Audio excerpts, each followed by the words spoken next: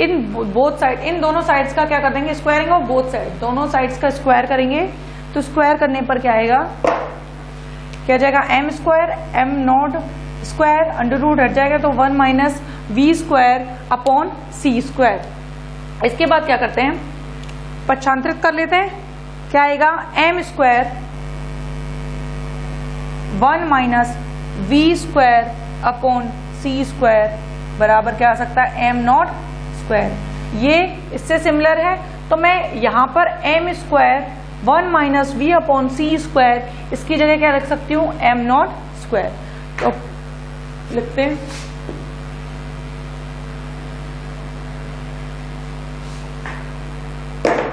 क्या लिख दूंगी मैं इसकी जगह, M square, sorry M naught square, M naught square कहाँ गया हम, ये C4, M naught square C4 बराबर में क्या आ जाएगा, माइनस 2H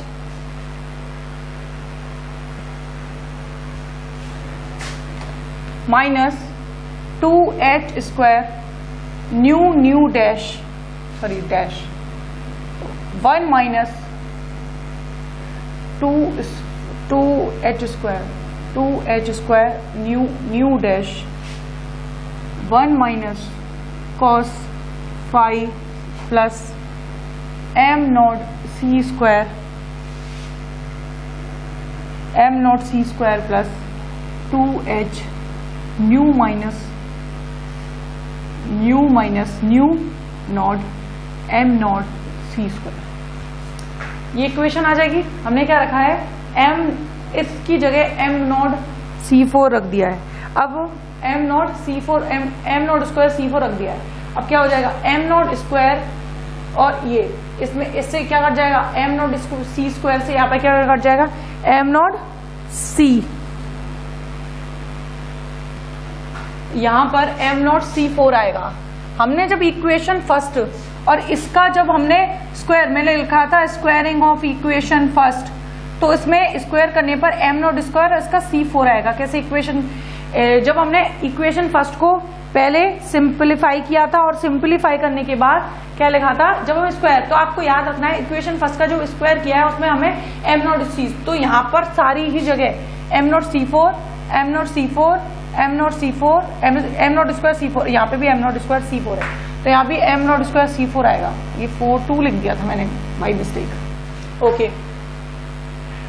अब देखो मैंने स्क्वायर भी छोड़ दिया, ठीक है। अब क्या होगा, इससे ये कट गया। अब क्या करेंगे हम, इस वाले जो माइनस वाला पक्ष है इसको हम क्या लेके आ जाएंगे, इस वाली साइड लेके आ जाते हैं।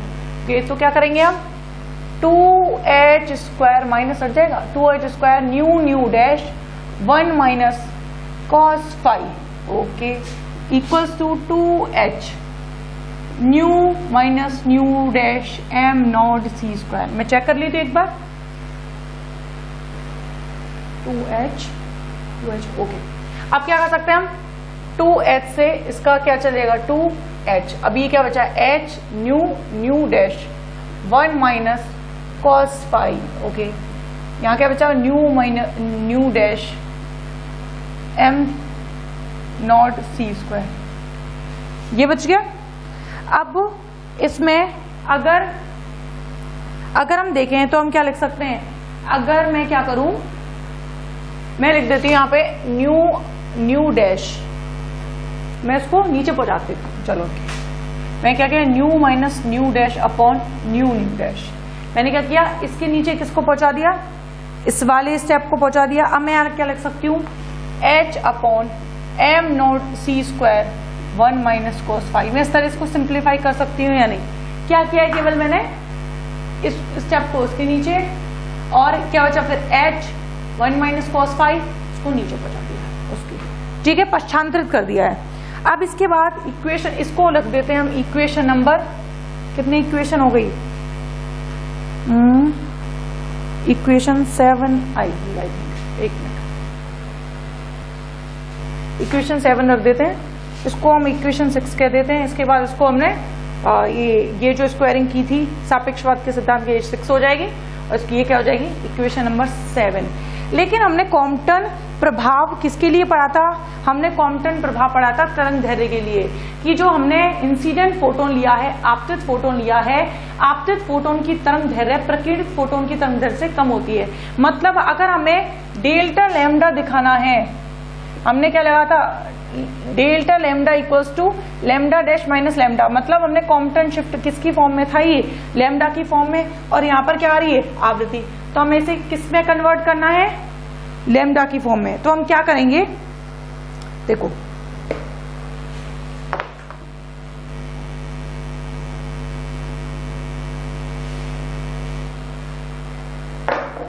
क्या करेंगे हम जानते हैं, वी नो, क्या जानते हैं कि न्यू इक्वल्स टू होता है सी अपॉन लैम्डा। अगर मैं न्यू डैश लिखूं तो क्या हो जाएगा? सी अपॉन लैम्डा डैश हो सकता है। अब क्या करेंगे? अब हमें अगर डेल्टा लैम्डा लेना है तो डेल्टा लैम्डा बराबर लैम्डा माइनस लैम्डा डैश। मैं आपको पहले ही बता चुकी हूँ कि लैम्डा डैश की वैल्यू लैम्डा से बराबर है और इसका अंतर क्या होता है? कॉम्पटन शिफ्ट होता है।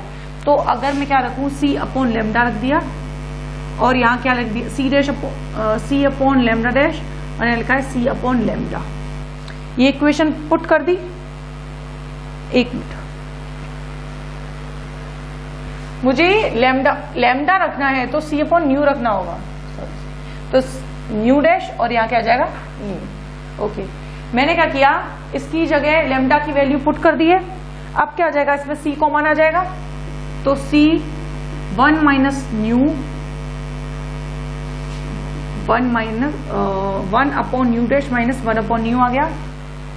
अब क्या हो जाएगा? सी दोनों का एलसीएम, तो क्या हो जाएगा? New minus new dash. इतना आ गया। क्या है? डेल्टा लैम्डा बराबर ये इतनी वैल्यू आ चुकी है।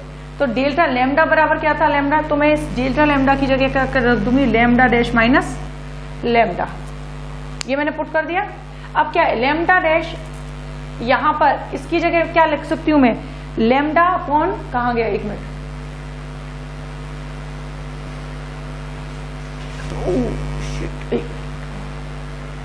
क्या करेंगे? अब हम सी को इधर पहुंचा दिया, लैम्डा साइड चेंज करके, new minus new dash upon nu dash new, ये आ गया। अब इसमें अगर हम देखें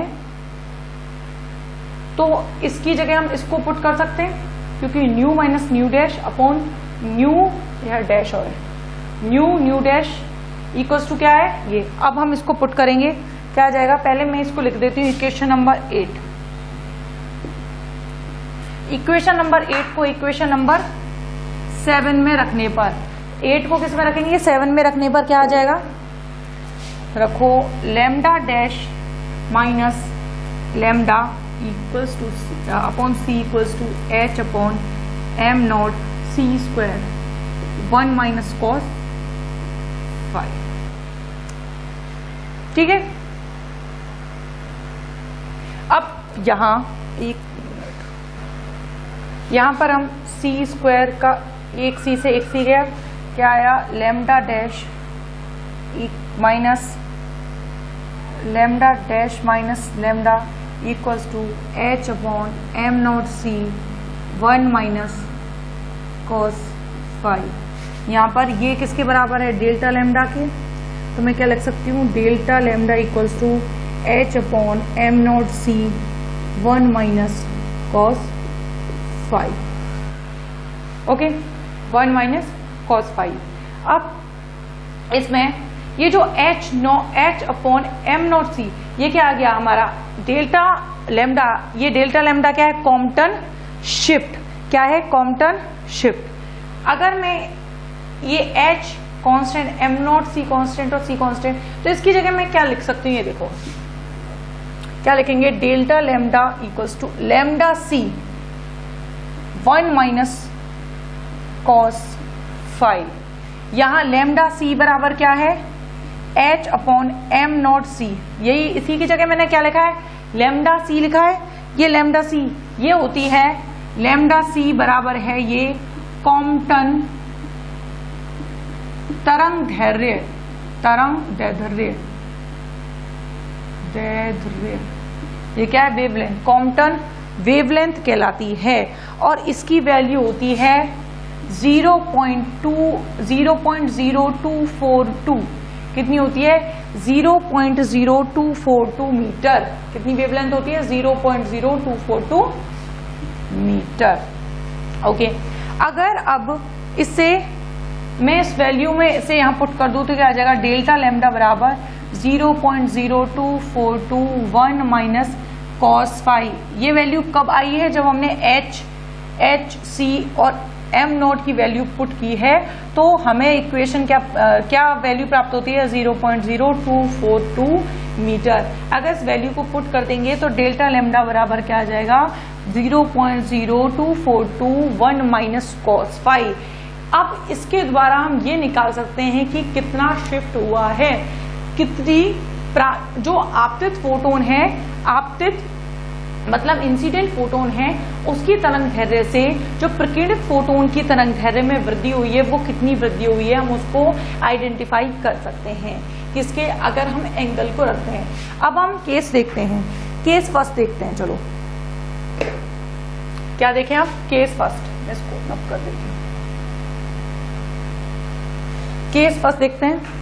अगर मैंने क्या रखा? फाई की वैल्यू रख दी 0 डिग्री, तो यहाँ क्या हो जाएगा? कॉस फाई और कॉस फाई क्या हो जाएगा? Cos 0 degree. और कॉस 0 डिग्री की वैल्यू क्या हो जाती है? 1 हो जाती है। तो यहाँ पर हम 1 वैल्यू पुट करेंगे तो क्या आ जाएगा? 0.02421 माइनस 1, ये 0 हो गया। तो डेल्टा लैम्डा बराबर क्या आ जाएगा? 0। मतलब कितने की कॉम्पटन शिफ्ट हुआ है? 0 कॉम्पटन शिफ्ट हुआ है। इसके अलावा 0 कॉम्पटन शिफ्ट है तो मैं क्या कह सकती हूँ? जो इंसिडेंट है और जो प्रकीर्णित है वो दोनों लैम्डा कैसी है? वैल्यू अब बराबर हैं। मतलब लैम्डा किसके बराबर है? लैम्डा डैश के बराबर है इस सिचुएशन में। ओके, अगर मैं थीटा बदलती हूँ, अगर मैंने लिखा है थीटा पाई बाई 2 मतलब 90 डिग्री। ये फर्स्ट केस हो गया। सेकंड केस, व्हेन फाई बराबर क्या है? 90 डिग्री, या फिर क्या लिख देती हूँ मैं यहाँ? पाई बाई 2 लिख देती हूँ। तो यहाँ क्या हो जाएगा? कॉस पाई बाई 2 हो जाएगा। और कॉस पाई बाई 2 की वैल्यू कितनी होती है? 0। तो अब मैं इसको पुट करूं, डेल्टा लैम्डा 0.0242 माइनस, यहाँ 1 आएगा, 1 माइनस 0, तो डेल्टा लैम्डा कितनी हो जाएगी? 0.0242। मतलब कितने का शिफ्ट हुआ है? 0.0242 का शिफ्ट हुआ है। इसके अलावा अगर मैं करूं व्हेन पाई बराबर रख दिया मैंने, पाई क्या रख दिया? पाई, इट मीन्स 180 डिग्री। तो इस कंडीशन में ये क्या हो जाता है? -1। कॉस पाई बराबर क्या होता है? -1।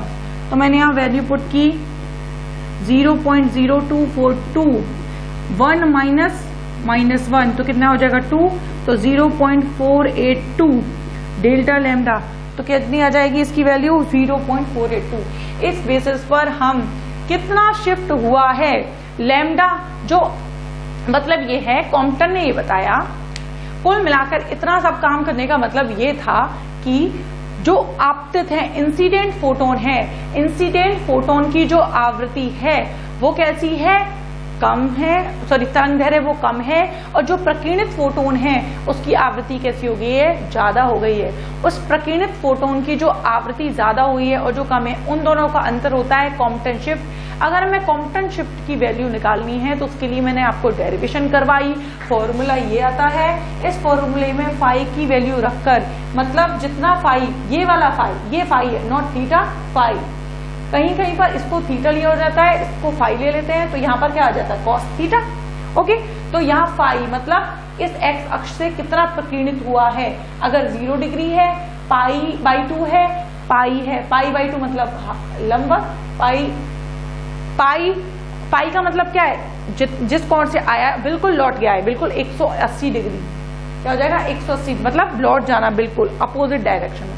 ओके, यहाँ पर कंप्लीट होता है कॉम्पटन इफेक्ट। इसके बाद नेक्स्ट स्टार्ट होगा डी ब्रोगली तरंग दैर्घ्य। डी ब्रोगली तरंग दैर्घ्य, इसके बाद हाइजेन वर्ग का निश्चलता सिद्धांत। इसे हम नेक्स्ट लेक्चर वीडियो में कंटिन्यू करें। ओके।